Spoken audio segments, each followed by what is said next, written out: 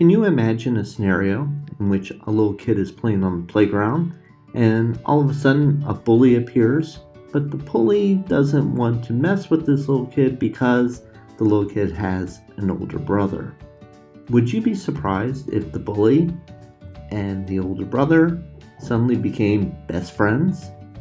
Hi everyone, this is Mr. Trio, and today we are taking a look at why had international peace collapsed by 1939, an episode which I am calling Unlikely Friends. We're going to tackle the last two focus points in this chapter: how important was the Nazi-Soviet Pact, and also why did Britain and France declare war on Germany in September 1939. When we last spoke, we talked about the invasion of Czechoslovakia and how this act in many ways really showed Hitler's cards, what he was thinking, what he was intending to do. And as we discussed, Poland is the big card he's ready to play. Poland is what Hitler wants most. But before Hitler could take Poland, he needed certain assurances. Let's take a look at a bubble map to better understand this. Following the First World War, Germany was divided into two parts, and it was divided by Poland.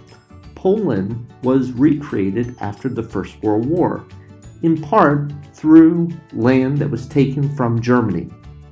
Now, if Germany wanted to advance and attack Poland, it had to worry not so much about Britain and France, because they were some distance away, but Poland's immediate neighbor to the east, and that is Soviet Russia. So before Nazi Germany would make a full plan to attack Poland, it needed a plan with Soviet Russia. And this plan was hatched. In 1939, Nazi Germany under Adolf Hitler and the Soviet Union, controlled by Joseph Stalin, made an agreement. An unlikely agreement between two individuals that didn't really like each other. This agreement was known as the Nazi-Soviet Pact, and the agreement essentially said that they would swear for 10 years not to attack one another. And this was a good deal for both of them. Nazi Germany could take Poland without worrying about Soviet Russia attacking them, and Russia knew that Britain and France would be occupied with Germany and could save its powder and fight another day. This is the setup to the beginning of the Second World War. In September 1939, Germany, with a superior army and air force, invades Poland, and they quickly push aside the Polish army, which is much smaller and not as well trained.